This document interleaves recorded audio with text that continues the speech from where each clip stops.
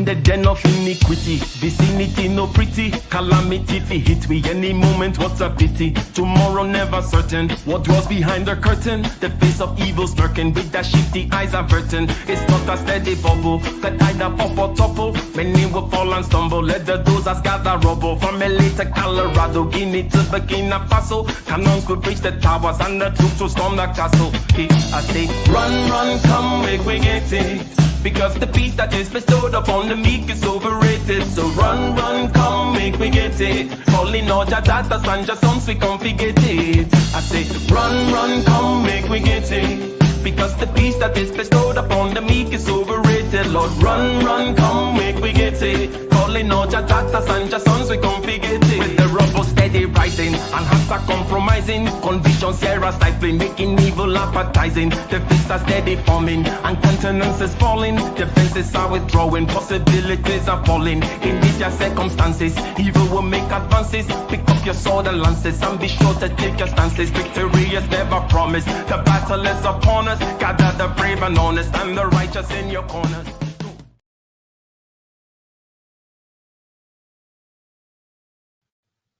Welcome, ladies and gentlemen, to another episode of Case Closed. 4 p.m. Eastern Standard Time every Sunday. The place to be. Click the like button, share the stream. Today we got a jam-packed show for you today with a myriad of topics. Starting out with considering the concept of your rights. Your right to swing your fist, ending at the nose, the tip of the nose of the other person. Your right to deploy deadly force against someone else in the reasonable fear that you are in danger, that if you do not use such deadly force, then deadly force will be inflicted upon you, causing grave bodily harm and or death. We're focusing on that amongst other topics today through the lens of the fact that one Mr. Yarl, Ralph Yarl, was shot in the head, 16-year-old in Kansas City, for ringing the doorbell at the wrong spot, ladies and gentlemen. But we'll get into that. Click that like button. How are you doing, LAR? Can you hear me okay? Yeah, I can hear you just fine. Everything's good. How you feeling? I'm good. Kaizo, Dr. K, thank you for the super chat. See, you're dropping the super chat, super sticker, something already. Go pay some reparations money. I gotta pay these reparations money. Excellent. We'll take it. Anyways. So let's go ahead and drop some facts about the case. Let's just talk about the case a little bit. Ladies and gentlemen, again, click that like button. Click the share button. So, as I was saying, a 16-year-old named Ralph Yarl was shot in the head, right? Shot in the head and once more in the arm when he fell down on the ground. First shot in the head and then once more in the arm for ringing the wrong doorbell. Now, an 84-year-old man said he was afraid of his life. Prosecutors in Kansas City, Missouri, have filed felony charges against the homeowner, okay? Accused of, I think it's aggravated or the first degree assault, something like that, okay? And we'll get into what that means. But let me ask you this, LAR, when you first heard this, did you immediately think of the racial aspect, given the fact that he was the 84-year-old white man, and then we have a 16-year-old black boy, let's say, young man, let's say? Did you immediately go there, or did you immediately go to senile old man, or somebody watching one too many TikTok videos? Because we have those TikTok videos of the guy showing up with sticks and ringing your doorbell. Anyways, go ahead, sir. Once I found out it was an older guy that's not black, I was like, yeah. A few years back, I think when Obama was in office, there was a girl who got shot in the head the same way. She got killed the same way, But she was like drunk driving or something, and she got in an accident, and she walked to the doorbell for some help and got shot in the head. I remember me as a kid. I wasn't even doing this. My friends was playing ding dong ditch in a white neighborhood. Dude tried to kill us. So it's always to me, it's just a scam to say I'm in fear for my life, because you know, people use I'm in fear for my life to commit crimes, because let's just be honest, like that the same thing can happen with a bad delivery. You know what I'm saying? Somebody can come to your house, and you go, oh, I didn't know that you delivering to the wrong house. Like, first you gotta see what's going on. I'm not saying if you got a gun on you, keep your gun on you, but just shooting through the door and shooting, it's like enough of this movie, Dirty Harry stuff. And unfortunately, I can say this to be true. If somebody like me were to do that, all the fear for my life stuff would go out of the window. And it wouldn't be, no, you can't do that. All the laws would just immediately have a different connotation. And we'll get back to the fact that he was indeed charged and at $200,000 bail. Again, first-degree assault, and we'll get into that specifically. Some people did quibble with the fact that he did get to sleep in his bed that night or the day of the, it took some time for him to get charged and whatnot. And we'll talk about whether that means progress later on, LAR. But Dr. K, okay, and ladies and gentlemen, thank you as you come in. Like, share, subscribe if you have not. 16-year-old Ralph Yarl shot in the head, once in the arm as well. He was going to pick up his, I believe, his sibling a few weeks ago. Ended up in the wrong street. So it was like 150th Street, let's say, versus 150th Court, right? That was the kind of mistake that happened. So he showed up at court rather than street. Mistake, right? I don't want to be booty clapping for Africans or black people, but words like mistake makes it seem. I'm not talking about my bad.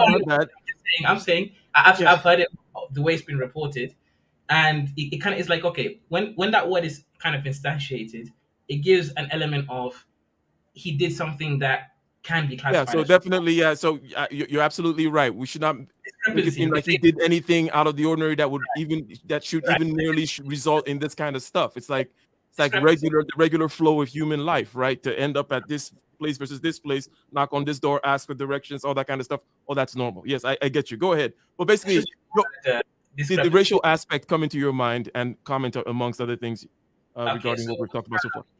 Isn't this Missouri? Like, there's already a lot of stuff so wrong with this case from the outpost, right? We're talking about Missouri, and then 85 or 84-year-old a white man whose ex-wife actually stated that he had certain tendencies. This was his violent behavior. So this is someone, again, now I'm just going to project a little bit stuff, but I think this is someone who was thinking, hey, I'm never going to get a chance like this again. I have my stand your ground laws, or in America, we are allowed to protect our property since there's property rights.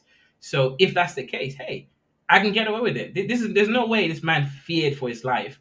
That's just a reasoning, because he didn't even open. He shot him through the door at first, right? In fact, he told him, hey, please leave now, and then shot him. It wasn't like, oh, please leave now, and then give him time to leave. No, please leave now, and then shot him. And then on top of that, opens the door, then shoots him again. Twice.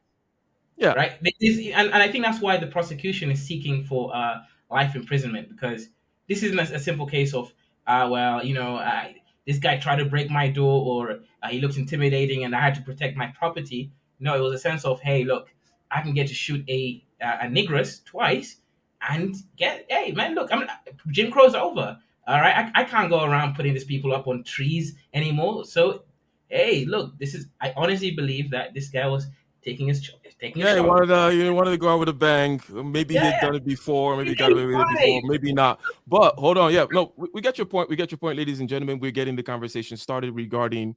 You know what? You brought up the prosecution. So let me go ahead and share this. If I, talk about the charge, right? Assault in the first degree. Just want to make sure that we understand what the charge has been. Again, 16-year-old Ralph Yarl shot in the head and then once in the arm by a homeowner saying he was afraid for his life when Mr. Yarl rang his doorbell. So he's been charged with assault in the first degree. Now it says here, and this is Missouri law, a person commits the offense of assault in the first degree if he or she attempts to kill or knowingly causes or attempts to cause serious physical injury to another person. And then it then talks about the fact that, there are certain people whom are called special victims. That's like police officers and certain other kinds of officials whom will make it a class A felony rather than a class B felony if you were to inflict bodily harm on them. Okay. Now, the other side of the picture, okay, if I may here, is the use of self-defense, right? Because self-defense is what he's going to claim.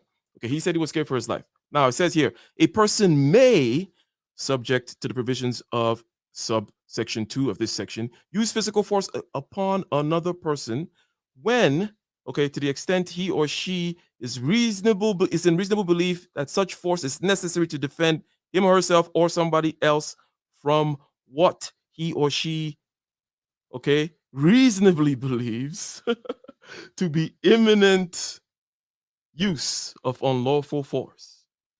So if you take away all the reasonable belief, it's, hey, I have to use this force because I believe there's imminent use of force coming, right? And then reasonably believe, right? All that BS. But anyways, go ahead, comment, whoever. Let me change. Why does it say unlawful force? Because isn't it legal to defend yourself? So sometimes the law kind of contradicts itself in terminologies. But anyways, that's just me being. The thing about it is, look, if you are if you're committing a felony, let's say, okay, and you kill somebody in the committing of that felony because you thought your life was in danger, you don't get to talk about this stuff at all. Like, this is completely out of there. So it's got to be unlawful on the other person's end, right? You can't just be out there acting a fool. No, in the UK, this is why I wanted to kind of add this in before LR goes ahead. In the UK, is exactly like that. If LR comes to my house and he tries to rob me, and then I harm him in that process, I'm gonna go to jail for many years. So in the UK, it doesn't matter. You have a right, even if you're the criminal, for the other person not to use extra force. Anyways, that way it's more consistent. I understand. Yeah, it doesn't have to add extra stuff. It seems more consistent. You just state it one way, and everybody's everybody. But shout out to Dotty Gal them with the £5 super sticker. Thank you very much. She's giving the thumbs up. We give the thumbs up to you as well, ladies and gentlemen. This is Case Closed, as you guys know already. Click that like button. Share. We got Dr. Thunder showing up in the car. We are talking to start the conversation off about Mr. Ralph Yarl shot in the head. Dr. Thunder, when you heard this story, did the racial aspect come to mind? You looked at the facts, I'm assuming, first of all. It was highlighted to you that it was a black older gentleman and a white older gentleman and a black young man, a boy, 16-year-old, musician like yourself. Did the racial aspect come to mind, or what were your initial thoughts and reactions to this stuff as you come in here, sir?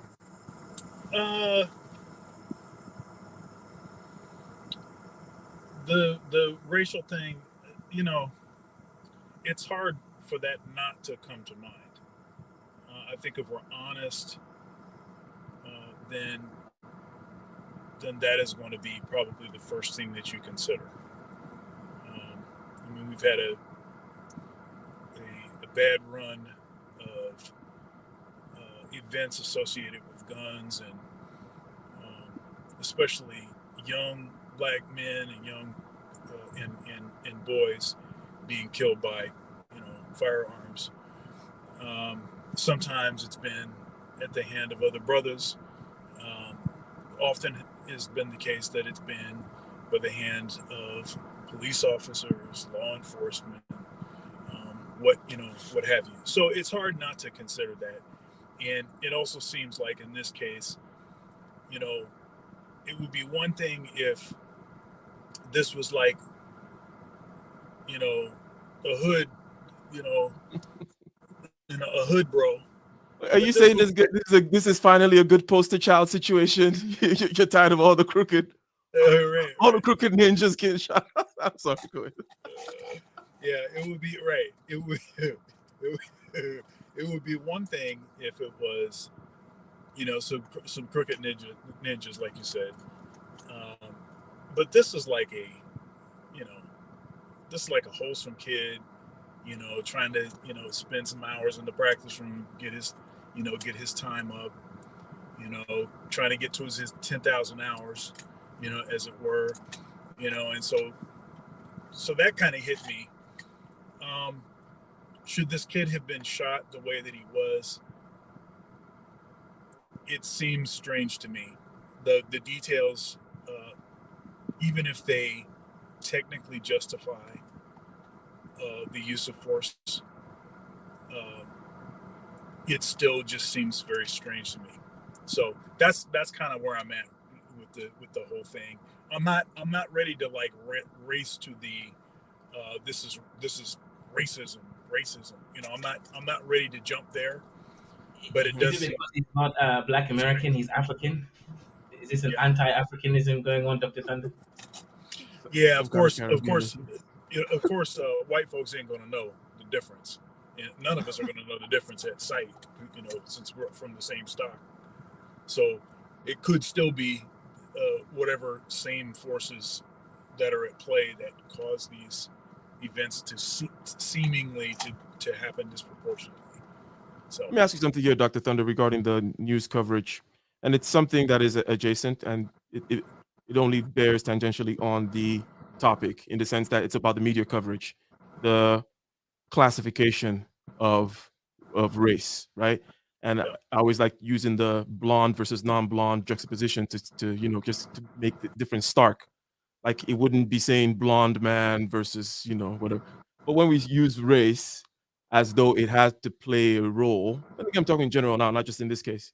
Yeah. Um, when a white guy shoots a black cop or certain other or a black guy shoots a a white guy, should we also be saying that in the news like that? Like, oh, black guy today shoots a white guy in a Well, um yeah. here's the thing. I'm going to tell you what I think this stuff is, and this is why the media jumps all over this. It's not because they have some sort of Mhm. benevolent purpose. Um, they're trying to highlight atrocity because too many brothers are being needlessly ended. You know, because they're trying to highlight that there's a white supremacist structure that is disproportionately targeting black people, and we need to stand up for them, and Black Lives Matter and humanity and all like that. And maybe this sounds pessimistic. I don't think it's that at all. I think it's 0% that. Okay. Well, okay, I'll give it 0.001%. All right. Because it can't be 100% right. What I really think that this stuff is, it is artifacting from time from slavery. So during slavery, where the master would leave the beaten to death, the carcass of the man of a slave that attempted to run away. They caught him, brought him back, mutilated his body, left it on the porch, or left it hanging up so that all of the slaves could see. Um, that if you run away, this is what happens to you. If you do X, Y, and Z, this is what happens to you. Lynching became that same thing post-slavery. Stay in line, stay in your place, because we always reserve the right to do this to you, right? And so this sort of 24-hour news cycle where they find new footage, they look from this angle. Oh, now we got it where you can really see the knot rising from his head on this backside. Now we can see it from this other angle, and then that takes off for another 48 hours, for 3 days, 4 days. Everybody's talking about it on YouTube, all this kind of stuff. The thing is that all of that stuff is artifacting from what took place as a warning, as a threat. This is always something that we can do to you. We reserve the right to make an example of you. And if you get caught doing some stuff, if you get caught with, I don't know, with some white women, or you get caught doing X, Y, and Z, this is what can happen to you. That is more of what I think, why I think that this stuff spins out of control and becomes the thing that everybody is talking about. They think that they're doing it because they're trying to call out atrocities and stuff like this. But really what it is we have a demented, a disgusting and evil fascination with the mutilated black male body. It's some sort of a tragedy porn. This is more of the issue, I think. It would be one thing, again, if they covered it 24 hours, we'll say they covered it and they said, okay, we're not going to do this anymore. We're not going to cover this anymore because you've already seen it. And if in the case where a white man was killed by a brother, if they did the same thing for 2 weeks, 3 weeks, or the same thing, oh, now we got new footage and we got more like this. Oh, now we went over to the corner store and now they have some more testimony, and we happened to get the footage from the camera. If it was that, then that would be one thing, but that's not what it is. That nobody talks about that. They only talk about it if it's a brother, especially at the hands of a white officer or a white man in particular. So let me put some kind of underlying points under what you've said there, because you spoke about it within the American context. Yes. But let me go ahead and grant the Americans that they're not especially evil, but that there is a kind of this obsession with death within many cultures. Death, human sacrifice, and it bonds the people. One may even go as far as saying there's a psychosexual aspect of it. And all these things, yes, you can discuss in the corners of psychology and stuff like that, and how it works. Yes, 100%. Okay. I recommend a book called A Man Not by I forget the name. I never remember the name. Tommy Curry, Doctor. Yeah. There you go. That's a good one that kind of studies the issue. So all that underlies is such that America has a particular pastime, right? It would say so. Remove all the blood, all the piss and vinegar from, and just look at it anthropologically. That a pastime has developed within this particular landmass here and culture of people that involves watching dead black men, right? So it's like it's not some kind of crazy wild idea, or especially kind of like, oh, eat cruel. It's just it is there for us to see, and a big aspect of the media coverage you're saying in answer to my question that is what it's based on, and any other thing that they say is an afterthought / justification and whatnot. I hope I've done what you're saying justice. Yeah. But if we continue here, I see that there's a super chat by. Let's see. Do I have the right button? I hope that's the right button.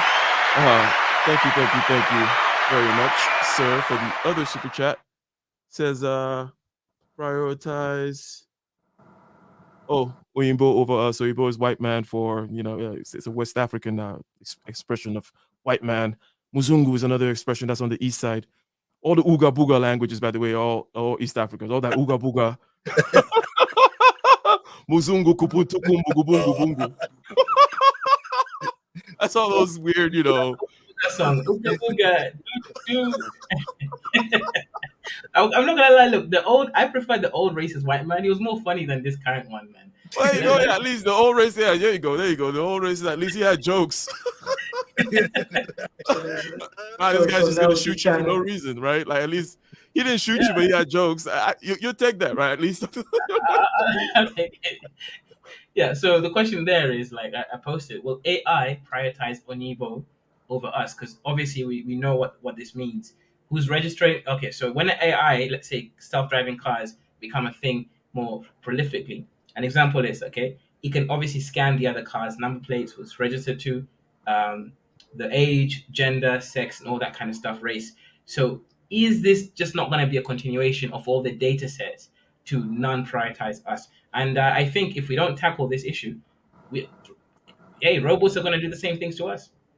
I think that there are two things that will happen. First of all, I'm going to just re-describe what you're saying in the sense that there are a lot of things that one calls emergent, right?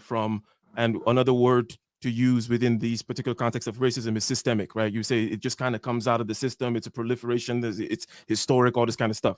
So when it comes to, and it's spread, it's diffuse. So that perfectly describes AI, some diffuse kind of spread of mapping that is going to take on some of the old features of the map, right? Let's say, okay, and such as racism and whatnot. But what I also think will happen is it might actually dispel some of the unfairness or the biases, right?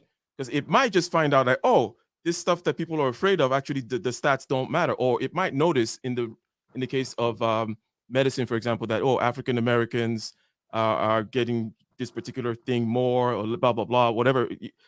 Or it might not, because the data is not there. But, it's yet to be seen. But LAR, sir, you have said that, look, you don't think that this guy, you even brought up the fact, I think behind the scenes, we're talking about somebody calling him a conspiracy theorist, someone from his family coming out and saying that kind of stuff about him. Do you think that, let's say we change the character, the specific man, let's say he wasn't even 84 years old, let's say he was genuinely afraid, right?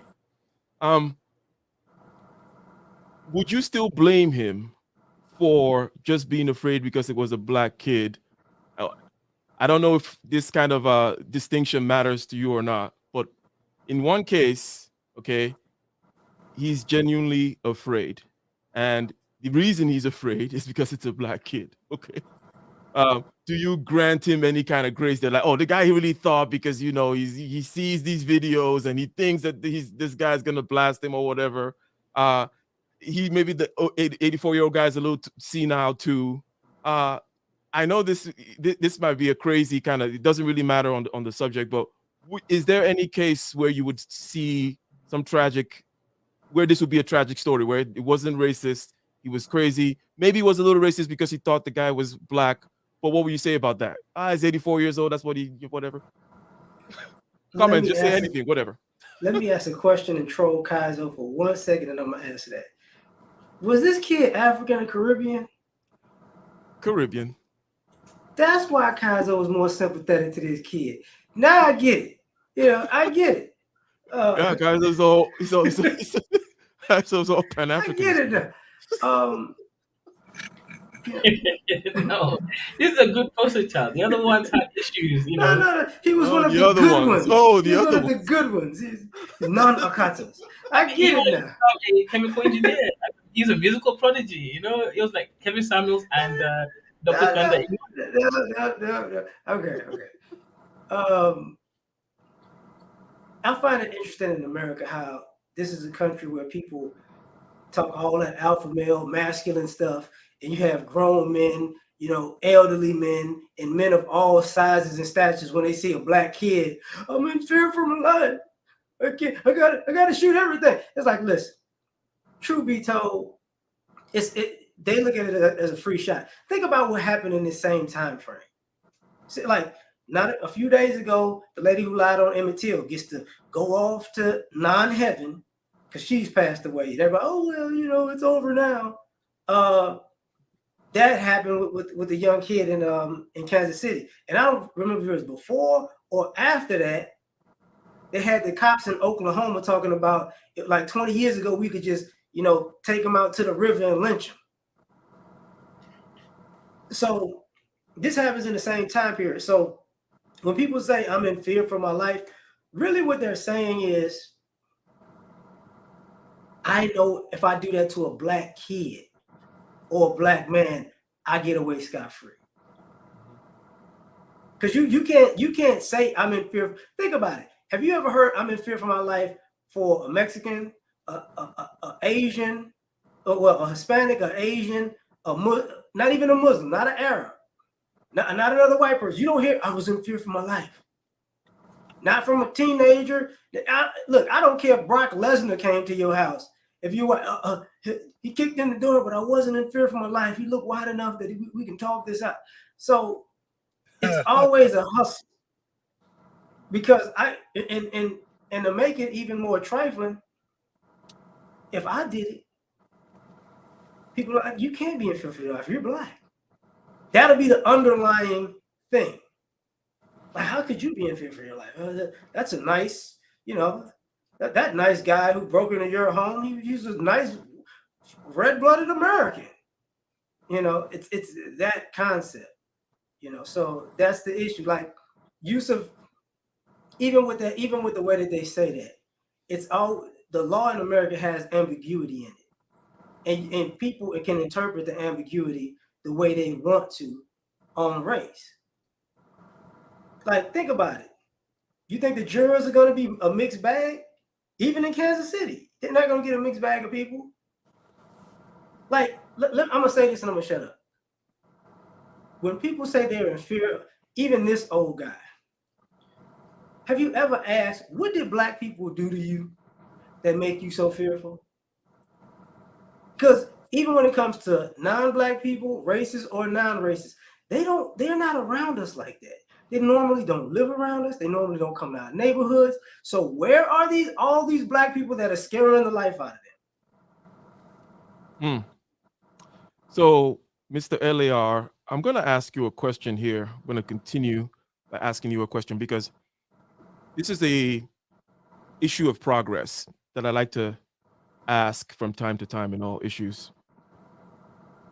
The fact that the guy was arrested and has been charged, $200,000 bail, first degree assault, seems like a pretty serious charge, class B felony.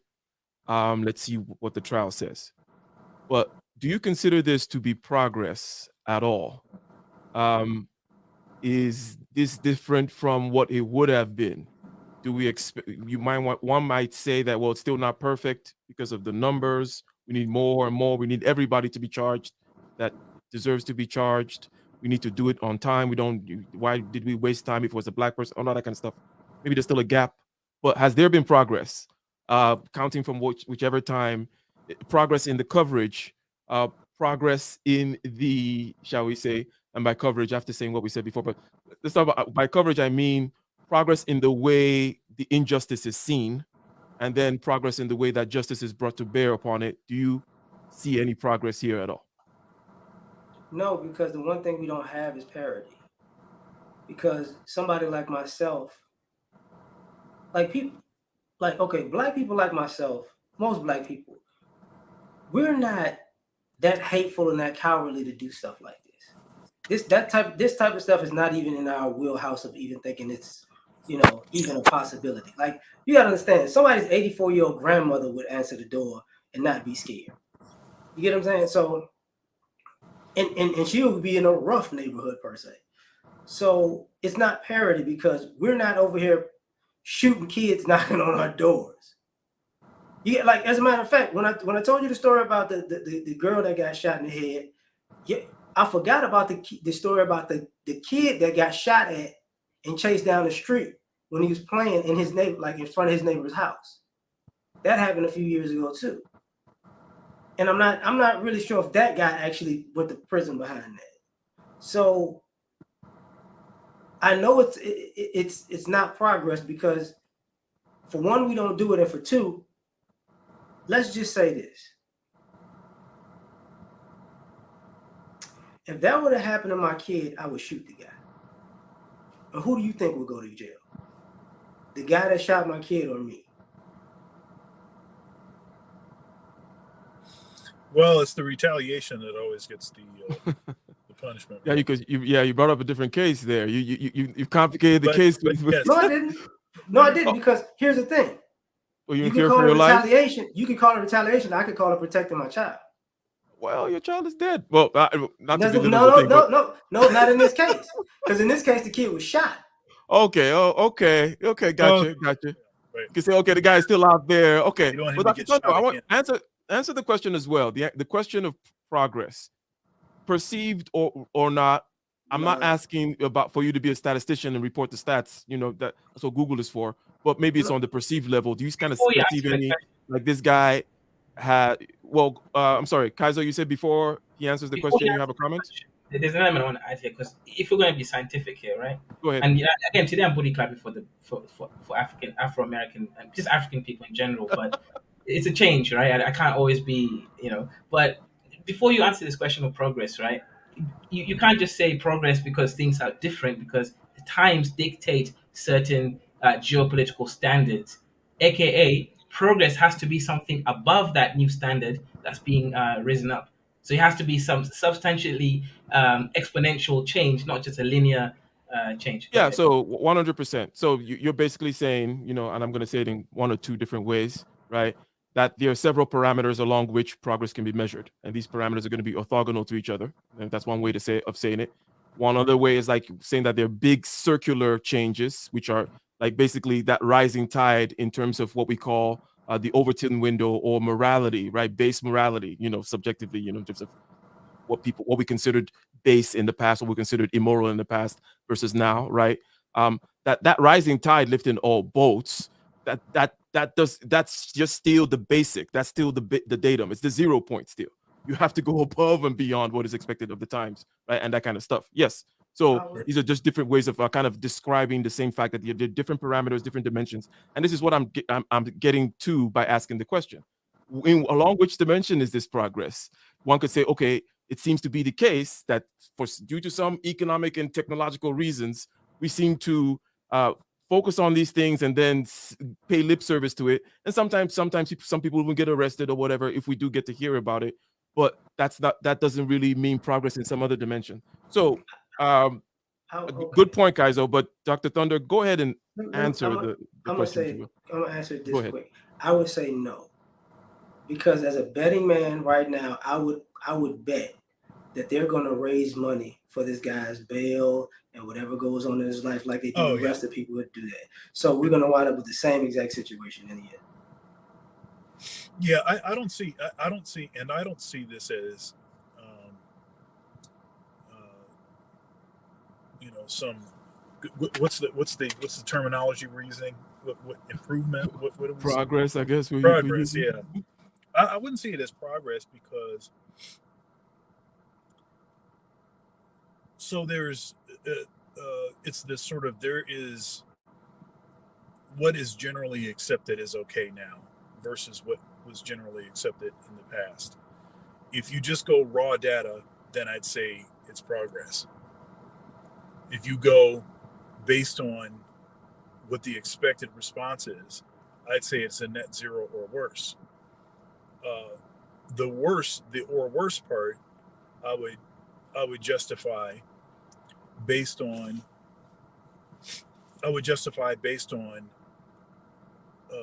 all of the behaviors that have risen to the top of priority with respect to this intersectional business. So there are immutable characteristics, things that cannot be changed, and then there are behaviors. And so we've taken things like body positivity, we've taken things like who you decide to go to sleep with, who you love, as it were, and then who you identify as. We have taken those things and prioritized those things above and beyond immutable characteristics. And of course, of the immutable characteristics that are even addressed, the ones that tend to be addressed are along the do you have two X chromosomes or an X and a Y? Those with two X chromosomes are being preferred, and their issues are being pressed to the front. All of this girl power stuff. I just played a gig, and I'm trying to be vague intentionally because I don't want anybody to think I'm poo-pooing anything or whatever. It's because this is a place that I frequently work at. It's a museum. It's a modern museum. And as I was walking in, getting ready for the performance, I noticed that there was a man in full drag wearing like the outfit was like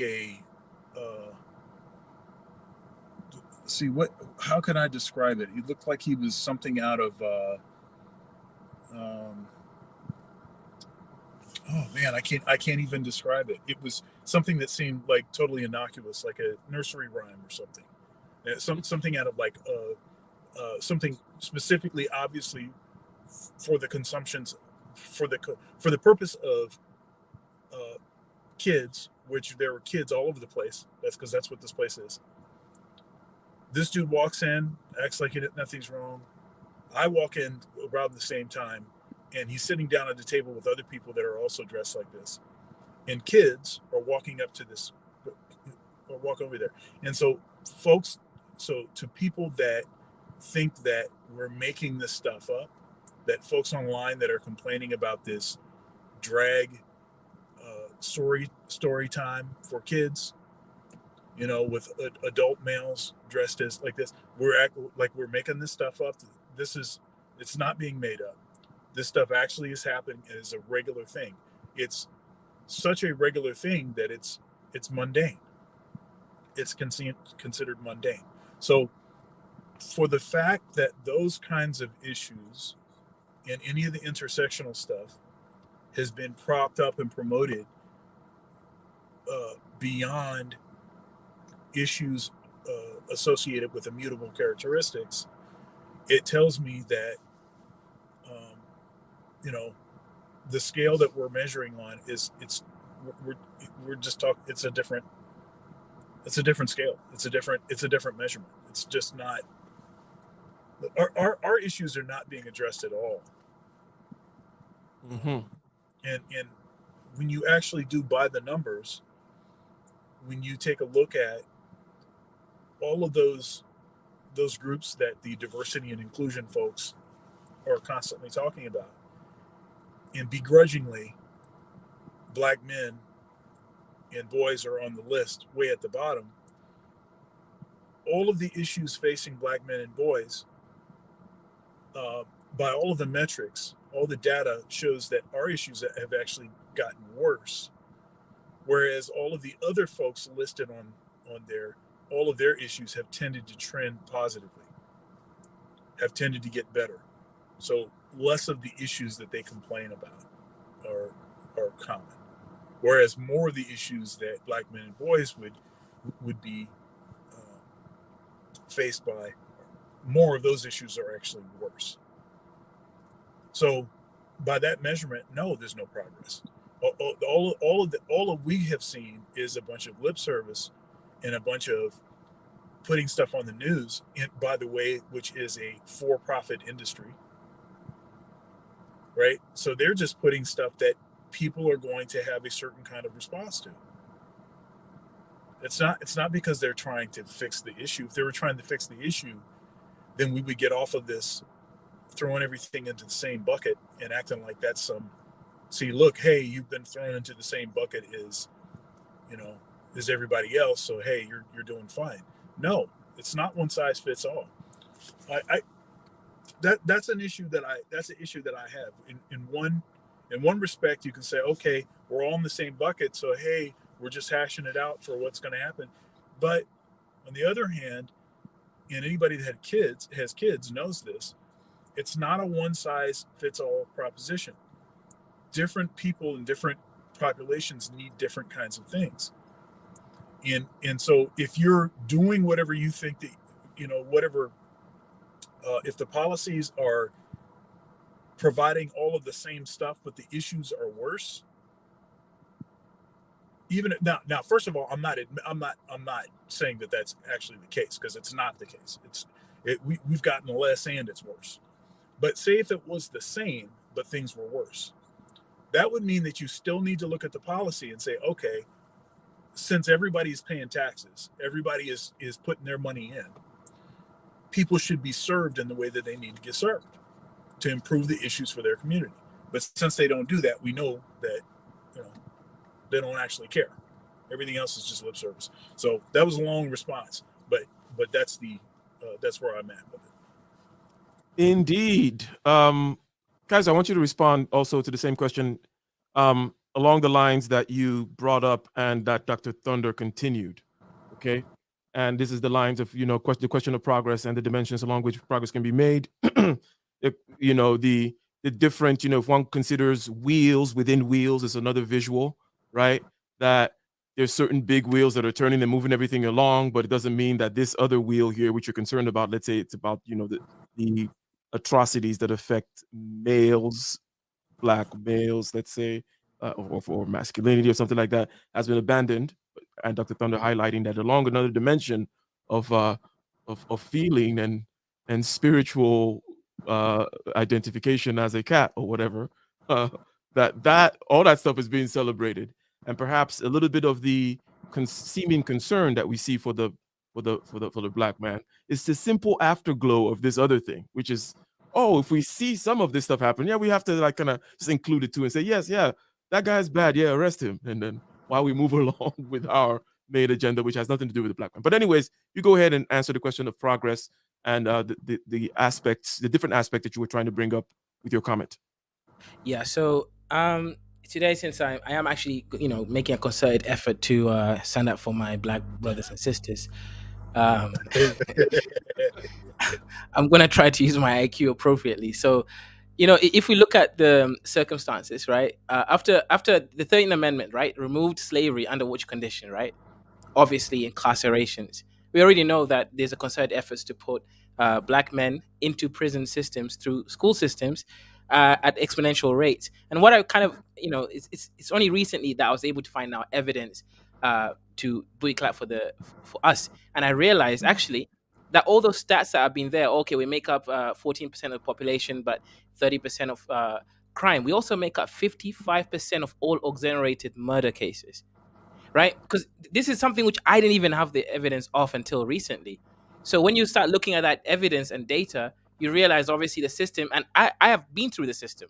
So I know how very, irregular the system is. I know how the system functions. And from looking at the numbers, the fact that we are literally over 55% of all murder case exonerees, etc., you start looking at these numbers and you're right, okay, fine. So they make more arrest attempts, etc. So my point is, no, we've not really made progress. If we made progress, what would happen is we would actually be in charge of the areas we live in, and we'd also be seeing these numbers go down in certain sort of representational cases. Now, in this case over here, I actually know another case that happened recently. I forgot the person's name, but he shot robbers trying to abuse his mother. He's now facing criminal charges. And in this case, it was actually violent. They broke into their house. There's DNA evidence, there's armed robbery, all of that. But he's facing the charges for using excessive force. And mind you, they didn't even die. So I think ultimately, progress, not yet. However, I think the only way that we're going to make progress is through economic and let's say economic, financial, and somehow military independence. Reparations. Right? Yeah. Hey, where's Mr. IC3, by the way? He hasn't been. I need Right. ping him separately. He needs to. We need we need the Pan-African reparations angle on these topics. But anyways, I like that you are segueing here into this power aspect, ending with the military, describing the antecedents or prerequisites that are required, such as economic power, and then a certain type of cohesion, and then you can build some kind of threat, right? Because that's what rules the world. We're in an anarchic world in terms of human government, right? If China decides to go crazy on its neighbors, there is no 911. If America decides to go crazy on the world doesn't have a 911, right? People can do crazy things. We've seen it in the 20th century. 20th century was like a testament or a testament. By that I mean, yeah, the 20th century. The 1900s, that is, right? So let's divert slightly from this first aspect of the conversation here, which I think we've had a very good conversation so far regarding the shooting in the head and one more time on the arm of Mr. Ralph Yarl. Okay. Now, The 84-year-old man said that he was afraid for his life. Okay, prosecutors in Kansas City, Missouri, have filed felony charges against the homeowner accused of shooting Ralph Yarl, a black teenager who went to the wrong house to pick up his siblings last week. Okay, so let's go into some economic news here. I have this little chart to show here, which is Facebook's numbers, what it's looking like. And why do we care about what Meta's numbers looks like? You might wonder. And am I sharing this? No, I'm not sharing it. Okay, so around November of 2022, the price was about $95. It is currently $240, ladies and gentlemen. That is the Facebook stock. Around November, Zuckerberg laid off 10,000 people. He laid off another 1,000, and recently now he's laid off another 4. I think he's at 15 to 20,000 people deep into the cuts, right? And you can see the stock prices. Okay, the stock price is responding.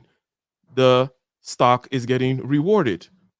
And also they just did a recent kind of showing of the books. It looks good, makes sense. When you cut 15,000 people from your workforce, it's going to something is going to show, right? Now, not everybody, you might say, okay, well, this is just Facebook, and remember Elon Musk, he did 80%. He's a crazy guy, right? He's the craziest, right? He comes in and he cuts off 80% at Twitter. And maybe Twitter deserved it, especially because, it's Twitter. Maybe Twitter deserved it. He came and he cut 80%. Zuckerberg is also a owner type person who can act more in this particular manner, and he's cutting big chunks. Other companies want to do the same thing, is my point. And they'll just do it in a different way. So I'm saying that this is a huge signal, and tech is usually tip of the iceberg. That's why, we're looking at tech, and we can talk about maybe some other aspects or other places where this is happening. Plus the fact that AI is also making these white collar jobs less necessary. A lot of these white collar jobs, right? And the bloated nature of this stuff, and the fact that, hey, other people want to do this, and they're just going to find a different way to do it. Just like McDonald's didn't make a lot of noise when it got rid of all the people, right? So Google and many other companies, whom are not run by the founders and owners right now, want to do it, but they're going to find some more diplomatic, political, whatever way of doing it and get rid of you. So we have been commenting on this very show about these trends that are going on, okay? And let me go ahead and let me start with you, Dr. Thunder. When it comes to trimming the fat, is there any talk about that in some committee here, or with regards to academia, right? Is there any talk about how to trim the fat, the future of academia, the structure of the business, is it sustainable? Or, and I know it's going to be different. There's some places that maybe will just last forever because they have massive endowment funds like Harvard or whatever, and they're a different class of beast, and they're there to make some kind of, it's like a dating service for the elite, where elites send each other so that you marry correctly and you keep the business going, right? That's a separate kind of a thing. But trimming the fat, AI, proliferation of knowledge, and all these other kinds of things, what's going on with academia? Any changes? Is it sustainable? What are your thoughts? It's not sustainable. I think to the extent that these schools have ignored the rise in certificate programs in trade schools and the significant reduction, the hemorrhaging of male students, not just black males, although our numbers are the worst, but males of all kinds. It's close to 55, 45, 60, 40. It's in that range as far as male and female students, especially in undergraduate population. You say, I mean, this is what we're looking at. And even though that's the case, they're still clamoring for more diversity and inclusion, especially with respect to girl power. We got to make it more accessible for women to do this program and more accessible for women to do that program. But they already make up the dominant percentage of the students. So you have issues there. You have issues with how much tuition costs. May I make a quick observation? Go ahead. I perhaps see a connection between the fact that you say it's unsustainable and the fact that there is now the DEI department is running everything. Perhaps it's a signal of the last when a particular agency is in its last throes or industry. Same thing was seen like in the what do you call it, the press, right? Like the old press and their ways, and they're super crazy entitlement, and then they got blown up, eaten up by the internet. So you're saying, hey, this thing is not really sustainable. It doesn't really make a lot of sense from an economic standpoint, this, that, and the other. And it's being governed by nonsense within. Maybe that's a feature, or shall we say, a symptom of the rot, right? But anyways, go ahead. Yeah, no, I'd argue. I think that's a valid point. There's still the issue with the bloating in salaries of upper administration. There's still an issue with lack of adequate compensation for faculty members. There's still the tried and true method of diverting, trying to confuse, baiting and switching, whatever you want to say, using we give you a raise, but it's not in the budget. That's still the common refrain, though you could be talking about a school. You could talk about Big Ten schools, or you could talk about SEC schools, or whatever schools you want to talk about, many of which have plenty of money and huge endowments. So money is not actually an issue, but what they're actually telling you is that you're not a priority, which is fine. It's good to know where you actually stand. I just don't like it when they try to act like, they have some altruistic reason for it. There is no altruistic reason for it. Often it's the case that these institutions they're doing the same things that everyone else is doing. They're doing the same thing that corporations are doing. They're doing the same thing that everyone else is doing, but they want to act like, but since we're involved in education, we're actually doing it for the altruistic reasons. I'd argue that once your check gets beyond a certain number of zeros, you're absolutely doing it for the same reason everyone else is doing it. And I think that people should start being honest about that. And I think if they are honest about it, though, what that means is that they'd have to be evaluated and scrutinized by a different standard. That's why they don't do that. That's why they don't say, hey, we're a business like this, like everybody else. They're not going to do that. Largely it's why a lot of churches won't say, hey, we're just a business. Some churches will just get out there and just say they're a business. Usually prosperity churches. They'll just do that. But the other churches that are, they're still rolling in money, and they're still not necessarily using the money the way that they ought to be using it, based on biblical principles, based on tradition or whatever, based on the purpose that money is being taken in. They may not be doing that, whatever. But hey, they still have, okay, I digress. My point is no. The answer is no. There's not significant steps towards improving the situation. I've been talking about these issues since 2004, when I took the position I'm currently in. Since 2004, I have been clamoring about many of these issues, and even if it's just stuff like modernizing curriculum, so that the curriculum is more tailored towards the actual job market. I'm a music professor, so I'd be talking about skills that would make a student viable in the actual music industry, and not many of the courses that tend to be prioritized in the conservatory model. Conservatory model has been around for hundreds of years. The same thing. Basically, schools are all basically doing the same thing. Some of them have become smart enough to try to adjust that model a bit, like Berkeley and Boston. is one of such schools, and it's a huge school, and their model is they take in every student. It's a different sort of thing. There's like 1 million guitar players that, for instance, that are enrolled in that school, but they have a different sort of model, and the kind of skills that they're trying to impart are much more specific to the pop music industry, where there is actually potential to make a lot of money if you hit. So it's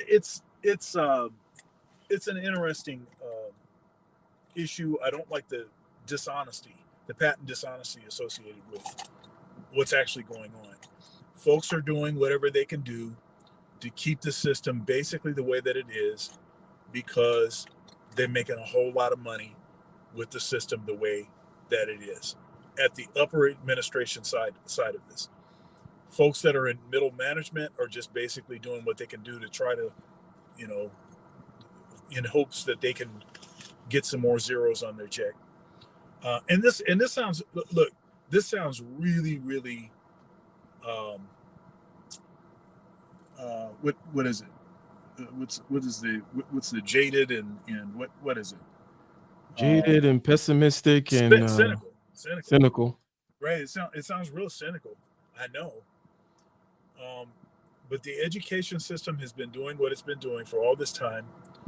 It has been expanding many of the issues in the Black community by offering a hand up for our women, while at the same time making every sort of excuse for why it doesn't need to do more to help the Black men.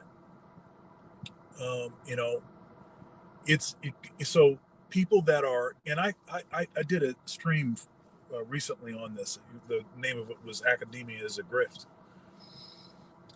But if you can imagine, since Black men actually make more money than Black females, Black men are actually at a higher degree subsidizing these state institutions.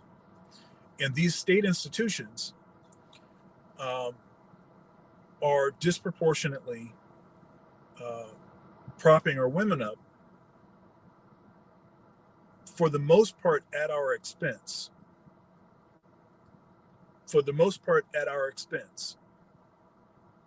Okay? So they're taking more money from Black men that in large part didn't go to college.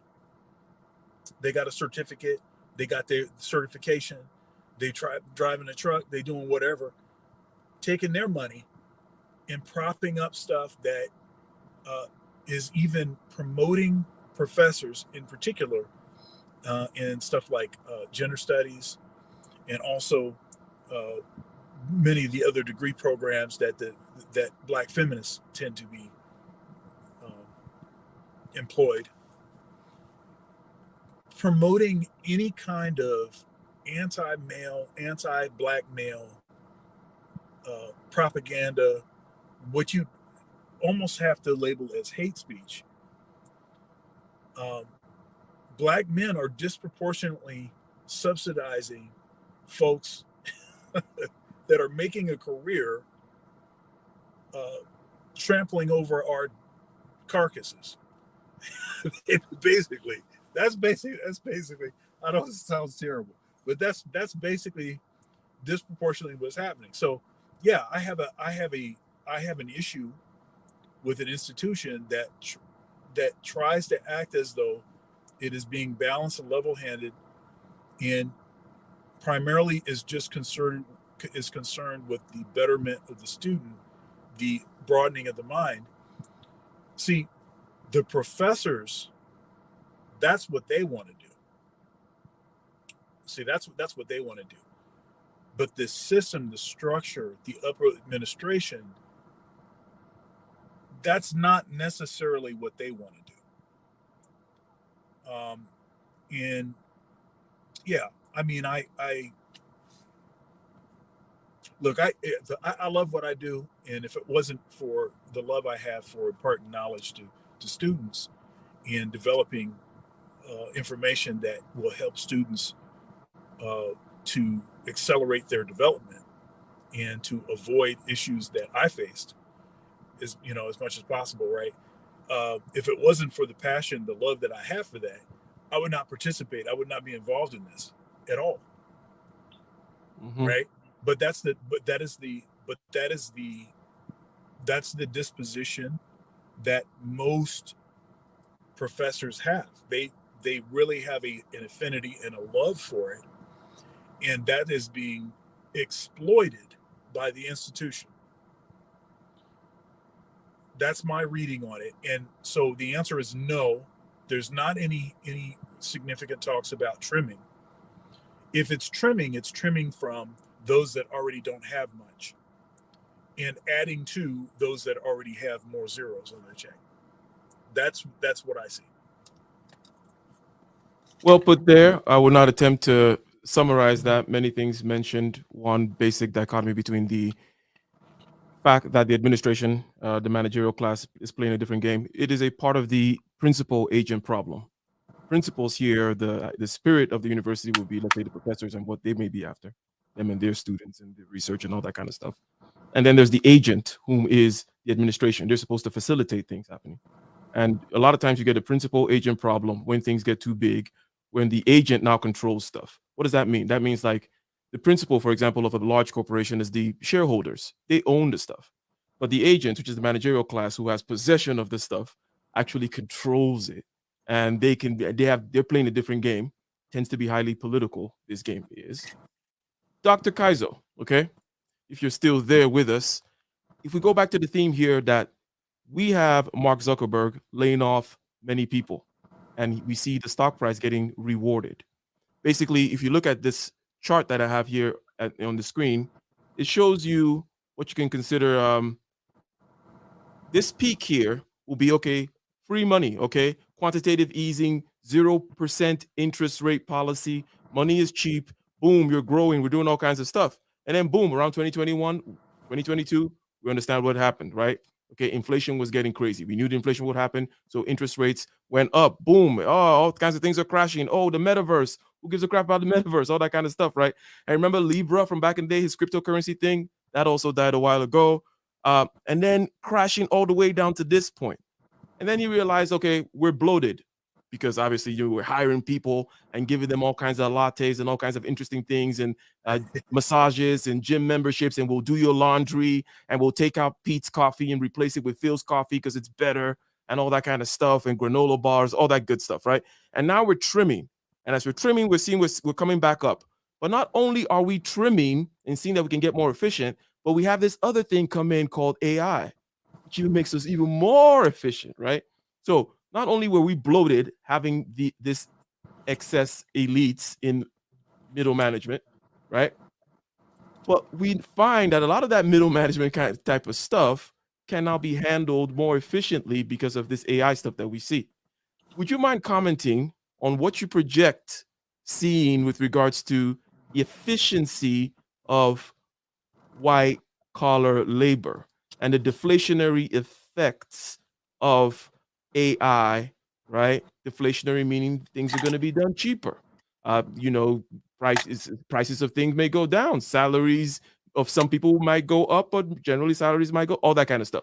So, Kaizo, comment on that basic story that I gave there about, hey, nice little inflation, the pump of free money. Now we're trimming. And in the midst of trimming, we also see some other efficiency machine called AI. What do you think is going to happen? We're never going to go back to hiring those thousands of people again, are we? What are your thoughts? Yeah, great point there. So I don't think those people are going to be hired ever again in the same positions unless wait, there's a point here. Unless there's a whole let's say mass migration of new tech startups, where these people now become those sort of startup engineers. But generally speaking, Perfect example. Let me just highlight the point that you're making before you move on. Basically, what you're saying is a lot of these people, okay, Google hired them to keep them. It's like you give them golden handcuffs, right? And you want these people on your team. When you're just spitting out billions and billions of dollars, which Google is still doing now, even in it's a different class of company, right? You can be like, hey, any engineer out there who is promising, who is high, whatever, who may have some bright ideas, I want them in my team, right? You hire them, you pay them all kinds of money, keep them away from the competition, and you keep them from being your own competition. Now that you have let them go, they're going to go start companies that they could not start because of the golden handcuffs that they had and all the NDAs that they signed. They might be, and they have maybe a nice little severance package. You know, all these guys are coming out with $400,000 severance packages. You know, if they plan their life correctly, they got a few years ahead of them. They can trim the fat, go start something, right? They have certain connections, and they may start the new wave of companies. Is an aspect of what you're saying, but go ahead. Exactly. Now, because obviously these are highly skilled, highly trained people. Some of them don't have the business acumen, but enough of them will develop it, and then they're going to obviously compete with companies like Meta, YouTube, Google, all these companies. So what I don't see them being a mass employment of these people, but I do see a mass intrigue into tech startups. And right now, as you mentioned with AI allows you to really kind of offset certain necessities, right? You don't have to have your assistant, your virtual assistant anymore with something like ChatGPT. You can literally use it to kind of just put all the things into space, right? You can use it for, let's say, you want to create. In fact, Dr. Thurn, a perfect example. He wants to go apply for a new grant. You can literally go feed into things like ChatGPT, a previous grant, and you can explain it the differences between that grant and the grant that you're looking for, and you can make it write it for you. You can read it, and then you can just edit it yourself.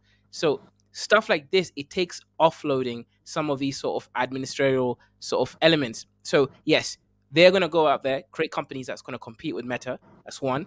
Two, we're never going to go back into the old days of us lacking that, let's say, the Pareto principle or the 80-20 rule, right? Right now, as someone mentioned in the chat, I believe it's Check Nforu, most people in any company are not that productive or useful for the longevity or functioning of that company. They're just there. They're dead weight. You might need them for one particular thing that you could actually have someone else do it, but it's just dead weight. And the issue is, until now, we didn't have a good way of figuring out which people are going to be dead weight. So what's going to happen is companies that can actually um, look into this whole, let's say, hacking the 80-20 rule are the ones that's going to be shooting up in the next Well, let me express some skepticism there, plus maybe a slight correction with regards to the fact that companies did not know who was dead weight.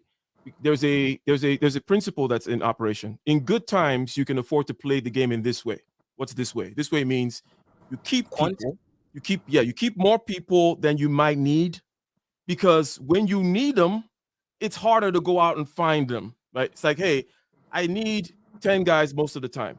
Sometimes I need 11 or 12. So I'll just keep 13 in the staff all year round, because when I need that week even if it's 2 weeks in the year that I actually need the full staff humming, that 2 weeks, again, in good times, it's worth for me to just have them in there, already trained, already with the groove, already know what the bathroom is and all that kind of stuff, right? That me to go try to find somebody, okay? Because that finding and onboarding and all that kind of stuff, all that process is a really long process and an arduous one for companies. So sometimes companies play that game where they're like, okay, the finances make sense such that I can keep this extra people. But they know 100%. They know who you are, dude. Like, if you're out there listening, if you're one of those excess people, they know you're excess. Okay, they know what they can do without.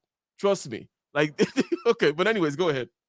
Yeah. Actually, I was gonna bring up that quant game actually later on, but yeah, 100%. So ultimately, what I do see happening in companies like Meta is also changing a strategy. They're no longer trying to push this weird little virtual reality haven that they've been trying to push out. Now they're realizing, hey, let's focus on Instagram.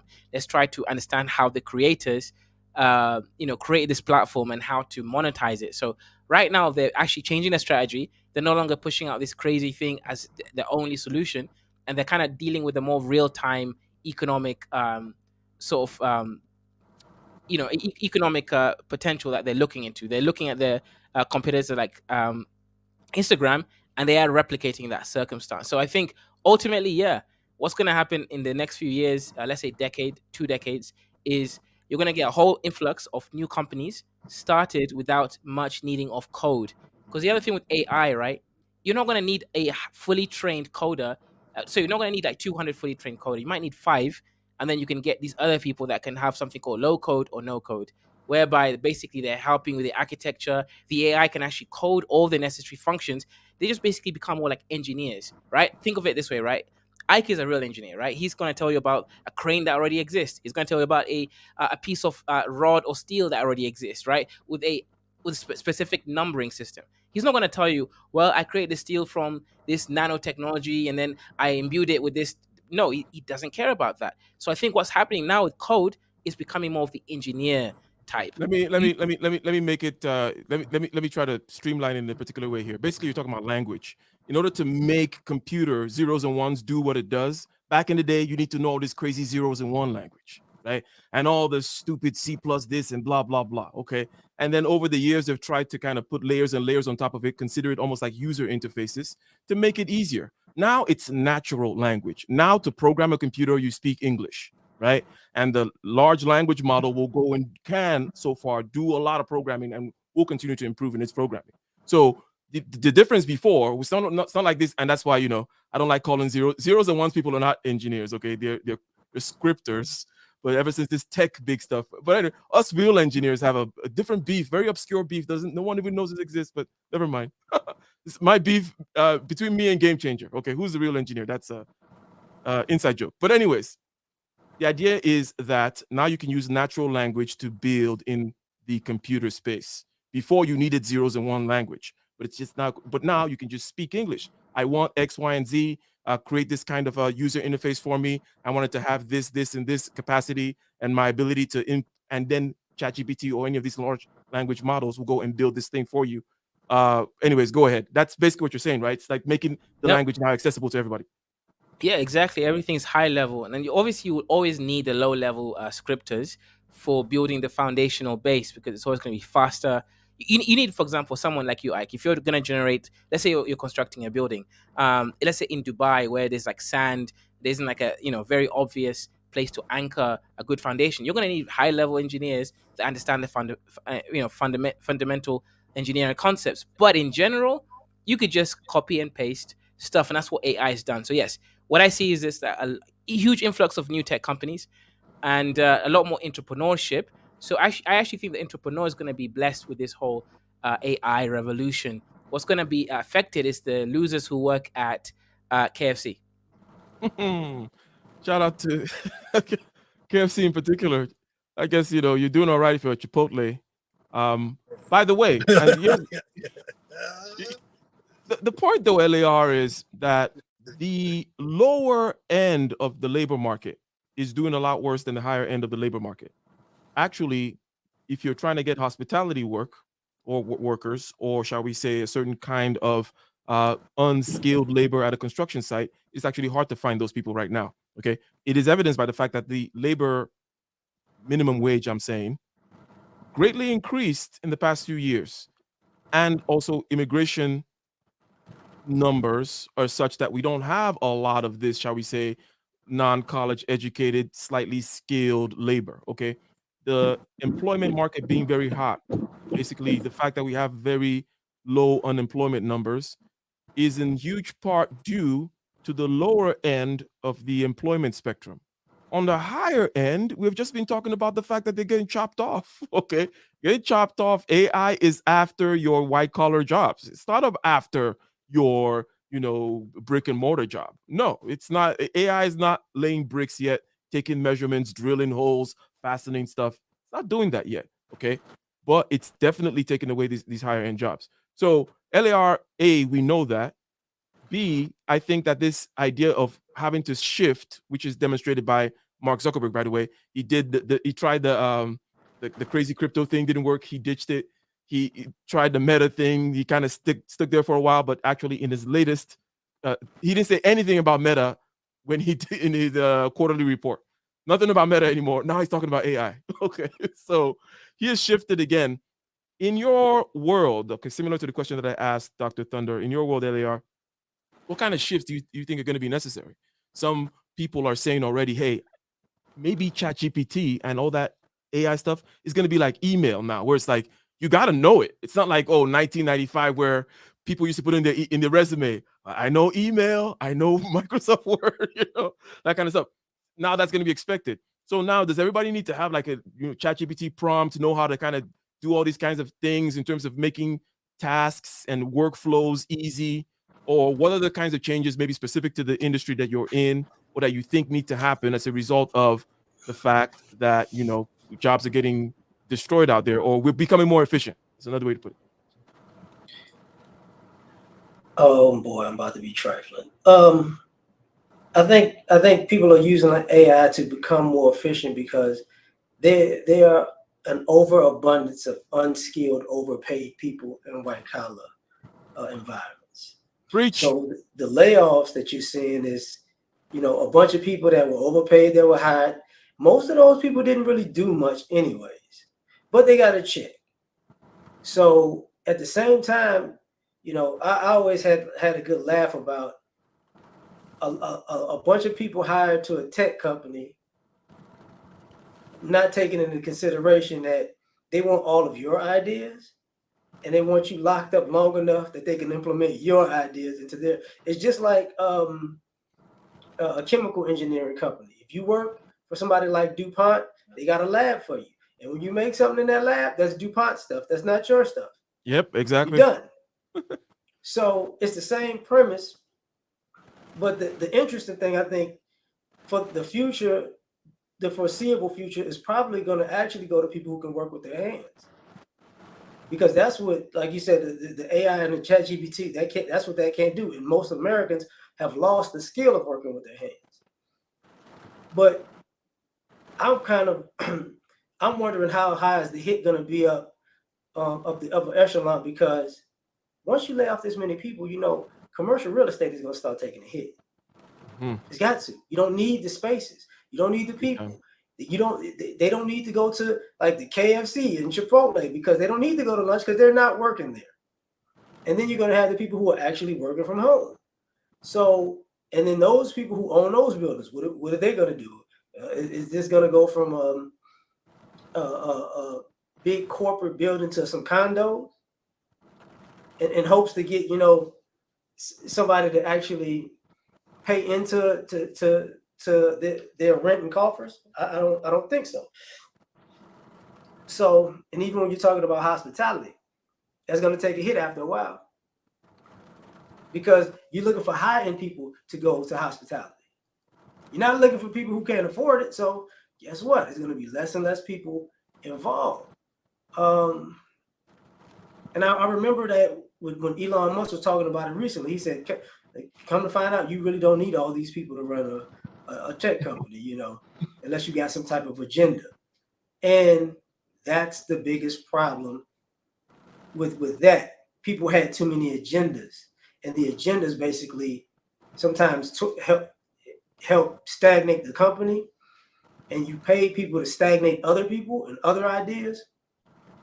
But on top of that, financially, I think people forgot one simple thing. When you hire groups of people who are unproductive, you basically hoard idiots. So unfortunately, you're not going to get, like when y'all talk about entrepreneurs are a minority population as is. Don't expect to get a bunch of tech entrepreneurs who came together after they got fired, because the way the companies are going, it was all, social justice warrior stuff. That's you're not about to get anything out of that. Like, don't expect those people to come together. So we're gonna have an interesting society in the future, because I don't think most people, like, management is gonna get fired from AI. That's absolute. I think management, the upper crust of white collar America is almost out of here, because that's the first people you got to get rid of, because their management skills have sucked for so many years. So why don't I just keep the regular old grunt workers and get rid of these people I'm overpaying that are going out to eat lunch for 2 hours every day, and I'm not getting any production. Plus, I can also hire more hungry people in India, Pakistan, Bangladesh, Philippines. Yeah. Who are on it with that, they're managing the hell out of this. That's right, because they're hungry. They hungry, so they're gonna be more. They're gonna be better at their job. But here I just wanted to add something. It's slightly different than what LAR is saying. It's basically what LAR is saying. I actually think that the upper management, though those positions are more volatile, because those are the positions that you hook your cronies up with. So when a new CEO comes in, he's going to clean house. That's the upper executives. He's going to put the folks that he wants in those positions, right? So you have that sort of deal. Also, that's where the heads roll. So, some scandal comes out, some stuff happens. The upper management folks are the ones that get the golden parachute. They get axed, they get in the golden parachute, they can't work for 5 years, whatever. Okay, so you have that. I actually think that the ones that are going to get hit the hardest is going to be the middle management. Those are the jobs that are going to just get evaporated, eviscerated, and then but they're still going to need the grunt workers. And this is why in organizations like McDonald's or, other places that I see, you have these bonuses that they're still trying to pay people for signing on the dotted line to be the checkout person, or to be a manager of the people that are checking stuff out, because they're still going to need those people, that level of management. But they're also cutting a bunch of those middle management positions, and that was a recent story that we saw with McDonald's in particular. Go ahead. I appreciate the caveat, because that, like, what I mean by management is really that part. Like, those people are out of here. But when you talk to the upper crust of that situation, something I said earlier about AI, the people who program AI are still having programming advantages for themselves at the end of the day, because they probably figure out, if we do this, I need a golden parachute within this system. But so what winds up happening is, once middle management is unnecessary and the grunt workers are necessary, the CEOs, if you're using artificial intelligence, I'm pretty sure they're going to compute, you don't need to make this much money anymore because you're not doing much. Right. So then that's a whole different situation. So you're going to have, you're definitely going to have the people, chairmen and the conglomerate is going to come together like, listen, why exactly are we paying you this again? The system is working just fine without you. It's going to turn into, I look at the future as turning into NFL football contracts. Are you going to take this pay cut, or are we going to cut you? See, I like what you're saying, LAR, and I think that something you mentioned earlier regarding, let's say, Elon Musk. Let me say this real quick, and then we'll start taking closing thoughts here. But shout out to Kaizo, right? Shout out to you, talking about, I think LAR was talking about working with your hands. He says, representing the incels out here, he says, us incels are fine. We're good working with our hands. Amen. Hey, wait. He's representing them, or is he representing himself? What happens? Since he's not a Muslim anymore, he's representing himself. Right. He keeps switching. Yeah, I found a Christian girlfriend, so Masha Christ. I'm back to my usual self. There you go. But regarding Elon Musk, LAR, that's one end of the spectrum. Elon Musk expresses to you the pure thing that you call the contract stuff, where basically Elon Musk comes in as a unitary owner, right? As the principal that says, hey, you, the CEO, all this stuff, even the board, all you guys are gone, right? And then you have a different kind of a structure. And Zuckerberg is close to that. It's like next to that, because he's still like founder, owner type guy, right? The minute you start having CEO and board controlled stuff, like at Google, for example, whom, by the way, they say Larry Page is coming back in now, whom is the founder type, to come to maybe, rattle some heads a little bit. But the minute you get into that other structure, it becomes a little bit more politicking and whatever. Can I add something there quickly? Because I think ALR made probably one of the best points that I've had today about the CEO section. I think what I see, I have the same vision when he was talking about that. What I see is shareholders and stakeholders actually having information, because now AI can write all the reports. It can have visual documented data and presentations that you don't have to be analyzing the whole company day to day. AI will be able to take all that information, coalesce it into something very representatives. So then the stakeholders could just have their meeting, the board of directors, without even having a CEO, because they don't have to have the main decision maker anymore. Because right now the data is evident. They don't have to have someone with the operational advantage.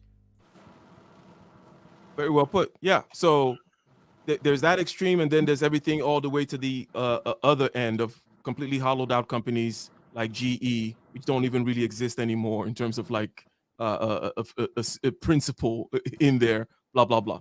But ladies and gentlemen, we are approaching the end. Okay, we have covered a number of things in this conversation, beginning with the fact that 16-year-old Ralphie, 16-year-old Ralphie Yarl was shot in the head.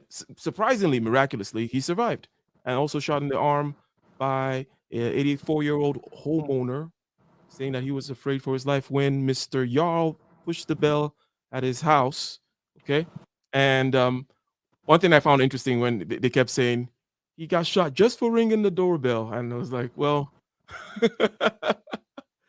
Oh, that's an interesting thing that perhaps I don't have to get into. And then we went into the fact that, look, the white collar end of the spectrum is on super shaky grounds. It's seen in the employment numbers. It's seen in the examples like Dr. Thunder was given about people needing to, McDonald's putting out those, giving out the goods, okay, for people to come work at these lower level jobs, non-college educated jobs, white collar jobs, especially when you're skilled construction workers right now making a killing and all that kind of stuff. Okay, we saw that Elon Musk did something chopping up 80% of people. Zuckerberg is chopping up like 15 to 20,000 of people. Other people are just not doing the same thing, but they're going to try to find a more politically correct way of doing it, right? They're all trying to get there.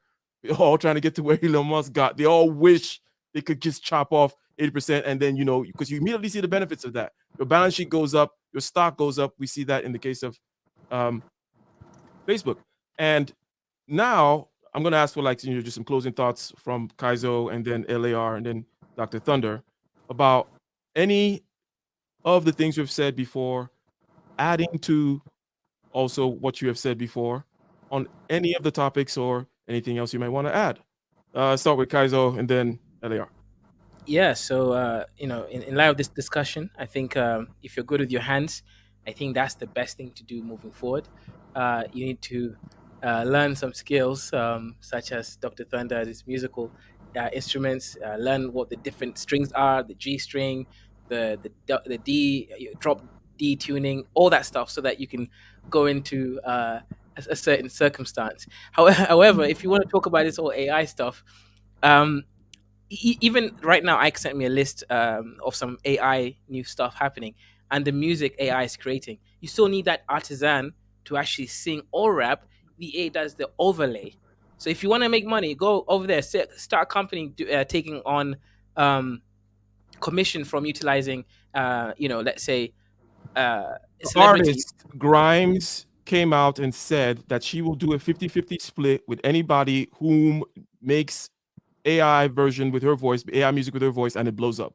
Again, the artist Grimes said that she'll do a split with you. It's a pretty good deal. 50% if you go out there and write a song, right? And you can write 10, 100 of them, whatever, right? Shotgun approach. And if it blows up, you start making money, 50-50 split. Like it'll be like her song, that kind of thing. She's not going to come after you like Drake said or whatever, that kind of a thing. But anyways, go ahead. Yep, So exactly. You can go through that if you're one of those beats. Yeah, basically, there's a huge new emerging economics right now, AI based stuff. You can literally write a song, rap over it, then make it into like celebrity voice over, etc. on it. Or you can take the audiobook section, right? You can actually have someone that's good at articulation with a certain accentation, then just put through a very, very known individual as a voice over it, right? Overlay. So right now, there's a whole new emerging market with AI. And we, as Blacks and African and Caribbean people, we need to be able to take this instead of having this conversation 10 years later. What happened wrong? What happened? How you got overtaken by AI and all that kind of stuff? That's pretty good. But shout out to Solo TV 84 in the building, the one only OG in the Does he still have a lot of money from the crypto stuff, or did he lose it all? You're being trolled. It's in how you handling the bear market, Solo. Are you dollar cost averaging back in? Did you get wrecked? Did you get wrecked in the tsunami of the red wave? How is your Solana holding up? Okay. Solana lost like 150. Anyways, shout out to you. Shout out to you. It says the rapid growth of AI evolution is faster than people think. Okay. It is faster than people think. And he gives an example. He says, when you start seeing men talk about having AI robot girlfriends who are sweet, submissive, and feminine, it's a wrap. People have already been talking about that. Adding AI to the nice dolls that are already out there. Plus Kaizo's hand skills or whatever. But anyways,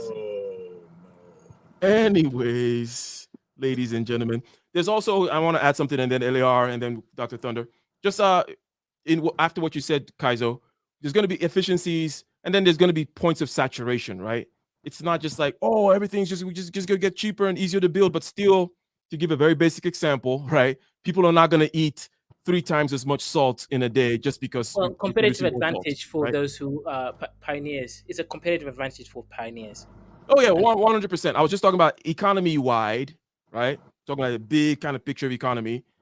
Again, back to the example, people are not going to eat 3 times more salt because you're producing more salt. There's certain things that have a saturation point, certain parts of the economy that you cannot outgrow or out efficiency. You're going to hit certain natural blocks as things then try to evolve, reshape themselves and whatnot. But yes, technology is deflationary. What does that mean? Technology is doing more with less. Doing more with less. It used to cost me before 100 man hours plus a big tractor plus this plus that plus the other, and now I get technology, and now it only costs me 50 man hours and a little bit of fertilizer and all this kind of stuff. Then I can produce more. Then the corn gets cheaper. Then also labor gets cheaper too. So basically, it's deflationary. It works against the inflationary impulse. It's the growth that takes away from the borrowing, because basically you borrow to grow into the future, right? You borrow and then inflation happens, and hopefully you grow and you catch up with it. Anyways, LAR, what are your final thoughts on this topic? Shout out to Solar TV 84 again. Using this as an example, in the beginning, with the kid being shot, that's an example, in my opinion, of how the good old boy system can work people to people still to this day. Switching over to tech and the use of AI, you're kind of seeing the death of the good old boy system because of technology trimming the fat. So, and then what you were just saying about the AI and the musicians and the artists, in some ways you're seeing the birth of third-party theft. So I'm using AI, so I'm really not stealing from you. I'm still the computer's stealing your voice, and I'm just trying to put my spin on you in there so I can make money off of an image of you, but it's not really me. So you see people, and I hate to say it this way, people's lack of ethics and morality are going to increase because they're hiding behind an avatar. And the question is going to ultimately be, will skills and originality actually cease at a certain point? Because if you get into a generation of people who are looking for somebody to emulate and steal from, they won't create. It might be a super feast of famine, or you might just get little creation and people just go back further and further to emulate somebody else and recreate them. So ultimately, what I'm saying is you're going to wind up with a birth and death of a new America at the same time, and not too sure which generation can handle it the best. Very well put there, sir. And to kind of something came to mind as you were talking about this kind of just be a proliferation of crap or good stuff. Movement forward in terms of standards or removing of standards. Yes, there's going to be like 10,000 crappy Grimes songs that come out right after she said it. Right? But then there'll be maybe 20 that are bangers, right? Really good Grimes songs that somebody wrote out there and just threw it out there. That's how it'll be. There'll be way more crap, right? And then we'll find a way of filtering it, right? And also, Dr. Thunder, I'm sorry. Go ahead. I'm sorry to interrupt. but you got to take into consideration crap overrules quality. Oh, of course. Yeah, So, most people are going to be listening to the crap. When I thought about the quality stuff, I was like, oh yeah, Dr. Thunder's going to find the quality stuff. He's going to be listening to it. But most people are going to be consuming the 10,000 crappy grime song and memeing with it and putting it behind their shorts and and twerking to it. Right. So, Dr. Thunder, your closing thoughts, along with something else that just came to mind in terms of the security aspect of somebody calling your family with your voice, for example, right? Or whatever other weird stuff people are going to be doing with it with deep fakes. Okay. Add that into your stew there, and if you wish. But what are your final thoughts? Yeah, that's interesting. And for folks that talk for a living, like I do, I'm a musician, but I communicate for a living. That's what I do, teaching, and then all of the footage of me talking, on YouTube and other places. It'd be pretty easy to get a full vocabulary of me speaking that you could teach AI to reassemble in a particular way that sounds natural. And then there you go. Now you can have me making phone calls to folks and confirming that, yeah, you can take all the money out of the account. Yeah, you can do this. Yeah, you can do that. And now what are you going to do, right? So, and of course, the people that have gone that far to be able to create a verbal likeness of me, they already have my social security number. They already have my address. You know what I'm saying? That's, they already They got the basic stuff. They got the basic identity theft stuff done. Yeah. Yeah. So now you got it all. So that is interesting. Now I was going to say one thing about the music thing, and I think a lot of people are really afraid of what the arts are going to be with this sort of onset of AI. And we know that AI is already writing songs and they have it writing lyrics and stuff. I was on YouTube and watching somebody program, and it was actually a pretty good song. It had a hook, and it had, the lyrics are all set up a certain way, and and then you could just think of your own melody for it. I mean, it was really just writing the lyrics. So, that's cool. They actually think that that's going to replace this sort of traditional methodology. I don't think so. And this is why. I actually think that the arts are going to be the most resilient against AI.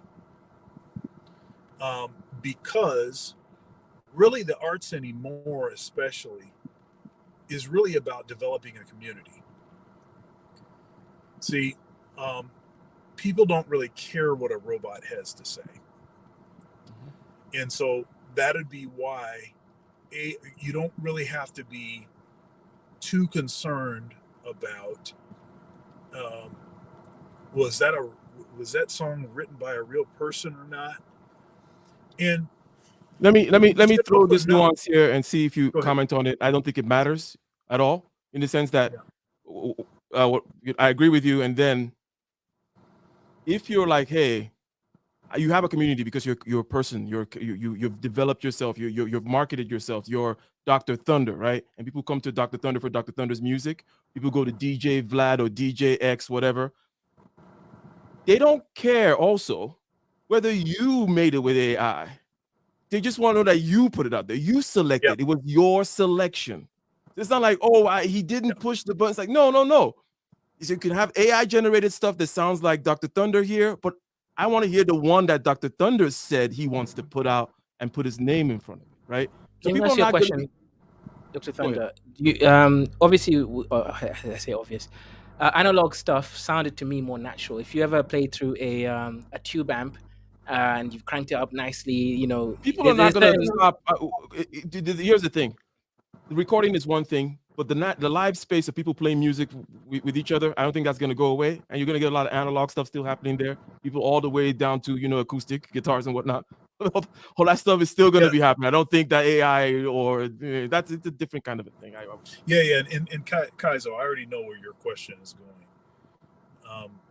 I'm a fan of technology and I'm a gear junkie, right? So I like the idea of the advancement in even modeling with respect to like amplifiers. I'm all about modelers. I don't actually do. I own a tube amp, but I don't take it anywhere. Everything that I do, it's all models, because it's just better. It's more efficient. It's less temperamental. And all of that. So I'm going to be a fan of all of that. As far as this sort of curatorial, and sort of curated, AI generated songs sort of thing, like what Ike is sort of insinuating, that could be part of what the artist is actually presenting, is stuff that in whole or in part was actually generated by AI. But the thing is that what you don't recognize and realize is that a lot of the music that you're already listening to, particularly pop music and hip hop music, there already is rudimental forms of this AI that has already been regularly used for decades. All right, so that being said, really we're talking about the judgment of the artist that is still going to be the same thing guiding whatever the technology is.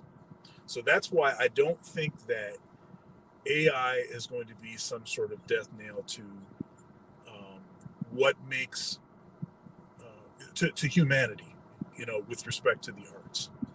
Okay, humanity is still going to be the most important feature. People don't care what story you tell. If you're a robot, they only care if it's a human being generating that story, and if a robot is assisting in writing details and nuance But associated isn't this with going to the create story. like some elitism going on? Because everything you're saying, I agree with you. So it's going to create a separation point between the discerning spirits. So what will happen is obviously you'll have the masses who can't discern, and then you'll have the elites who do have Yeah, that. but You mean just like right now? yeah. So that's what I'm saying. I don't see it as being actually any different Yeah, same shit. than the issues that we already have. And even when you start talking about the difference between pop music and the sort of the high arts, as it were, really you're still talking about the same thing, because most people just don't have the and for the fact that you have such a vocal bias is a real thing. There's such a high percentage of folks that won't listen to music unless it has lyrics.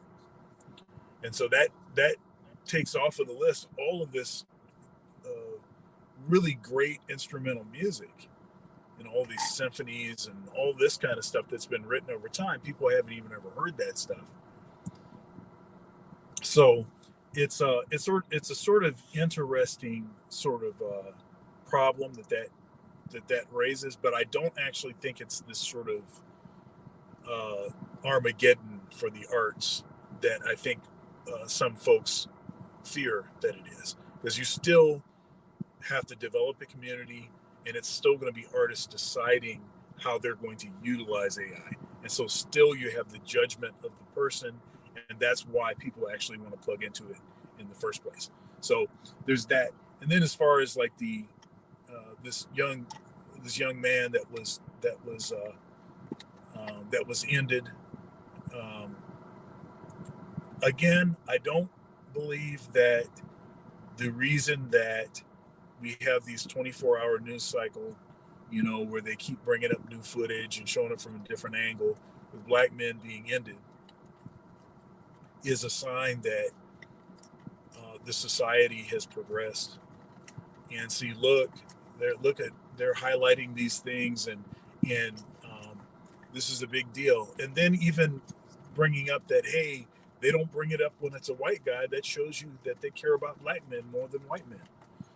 Even that kind of that angle. No, it's because what's animating that is something there is much darker and much more nefarious, and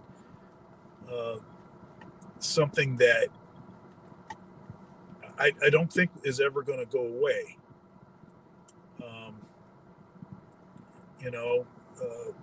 We are just hooked to seeing these really disgusting images, and I don't, and it all goes back to basically using those images as a way to threaten black men to stay in their lane. And people might say, well, things are better. You have you can interracially marry now, right? Because you have loving, the loving case, and not that long ago was the anniversary of that, of that case and all that. But recognize that that law was set in place in particular so that white men could have access to black women. And that's something that always has been the case. So I don't know. It seems like stuff is better, but when you actually, open the hood, look under there, see what's happening, you discover that, yeah, this car is a lemon. Indeed. Check out Dr. Thunder. Go ahead and subscribe if you have not subscribed to his channel. And shout out to you playing a concert today. Just finished the gig, I believe, a couple of hours ago. All right. Yeah. Yes, indeed. And come back next week. We'll probably be on Dr. Thunder's channel. Case closed, 4 p.m. Eastern Standard Time. Every Sunday. Shout out to LAR. Shout out to Dr. Thunder. Shout out to Kaizo. He was in great solidarity with with everybody today. Every black person, the African and the whatnot. That's great. Yes. Well, ladies and gentlemen, until next time, we are gone. Peace.